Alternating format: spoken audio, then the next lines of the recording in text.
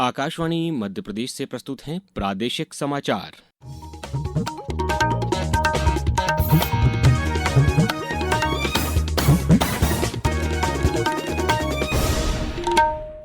नमस्कार, समाचारों के साथ मैं अभिषेक कटियार।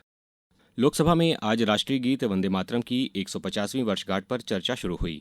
राष्ट्रीय गीत बंकिम चंद्र चटर्जी ने वर्ष 1875 में लिखा था। चर्चा की शुरुआत करते हुए प्रधानमंत्री नरेंद्र मोदी ने कहा कि वंदे मातरम के मंत्र ने समूचे देश को शक्ति और प्रेरणा दी तथा स्वतंत्रता आंदोलन को ऊर्जावान बनाया। प्रधानमंत्री ने कहा कि आज वंदे मातरम का स्मरण इस सदन के सभी सदस्यों और देशवासियों के लिए बड़ा सौभाग्य है। श्री मोदी ने कहा कि वंदे मातरम के 150 वर्ष उस महान अध्याय और गौरव को पुनः स्थापित करने का अवसर है। उन्होंने कहा कि वंदे मातरम ने वर्ष 1947 में स्वतंत्रता प्राप्ति में महत्वपूर्ण भूमिका निभाई।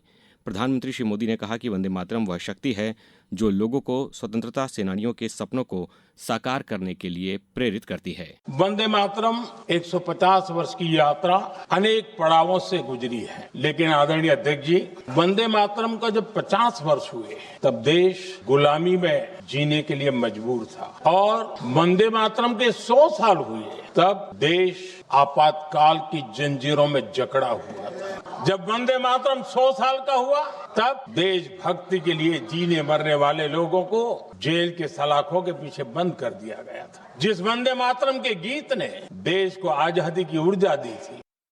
लोकसभा अध्यक्ष ओम बिरला ने कहा कि सदन राष्ट्रीय गीत वंदे मातरम पर चर्चा कर रहा है। उन्होंने कहा कि इस गीत ने औपनिवेशिक शासन के खिलाफ कठिन समय में ऊर्जा और आशा का संचार किया। मुख्यमंत्री डॉक्टर मोहन यादव ने आज सुबह पन्ना नेशनल पार्क के मडला गेट से 10 नई वीविंग कैंटर बसों को हरी झंडी दिखाकर रवाना किया। अब इन बसों के जरिए पर्यटक जंगल सफारी का रोमांचक अनुभव और अधिक सुविधाजनक तरीके से ले सकेंगे। इन कैंटर बसों में एक साथ 19 पर्यटकों के बैठने की क्षमता है। ये बसें अन्य सफारी वाहनों की तुलना में अधिक लंबी और ऊंची हैं, जिससे पर्यटकों को बेहतर दृश्य, ज्यादा जगह और अधिक आरामदायक यात्रा का अनुभव मिलेगा। बच्चों और वरिष्ठ नागरिकों के लिए ये बसें अधिक सुविधाजनक मानी जा रही हैं। इंदौर जिले में मतदाता सूची के विशेष गहन पुनरीक्षण SIR अभियान के तहत 5 शहरी और 4 ग्रामीण विधानसभाओं में मतदाताओं के सत्यापन की प्रक्रिया जारी है।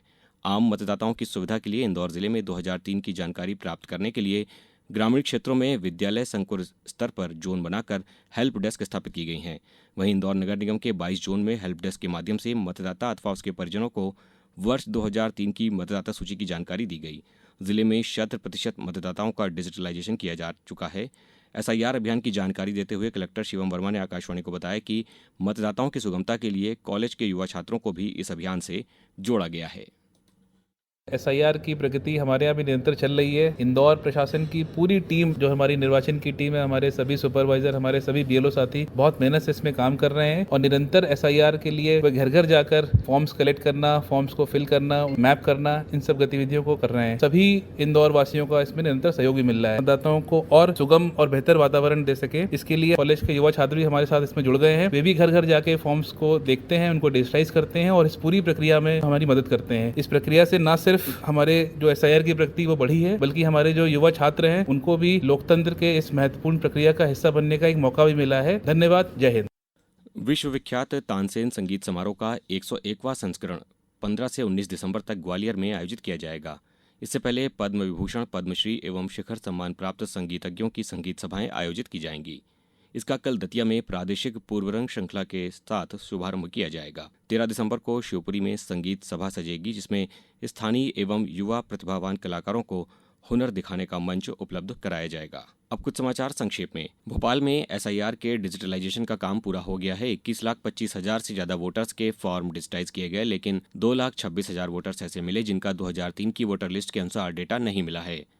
आगरमालवा जिले के नलखेड़ा में हुई स्वास्थ्य विभाग समीक्षा बैठक में मातृ स्वास्थ्य, शिशु स्वास्थ्य, परिवार कल्याण कार्यक्रम, TB उन्मूलन अभियान, मलेरिया, अंधत्व नियंत्रण और कुष्ठ उन्मूलन कार्यक्रम की प्रगति की समीक्षा की गई। और शिवपुरी जिले के पोहरी क्षेत्र की अहेरा आदिवासी बस्ती में कल एक विशेष स्वास्थ्य परीक्षण शिविर का आयोजन किया गया। इस बुलेटिन में बस इतना ही। अगला बुलेटिन सुनिए शाम 7:10 पर। नमस्कार।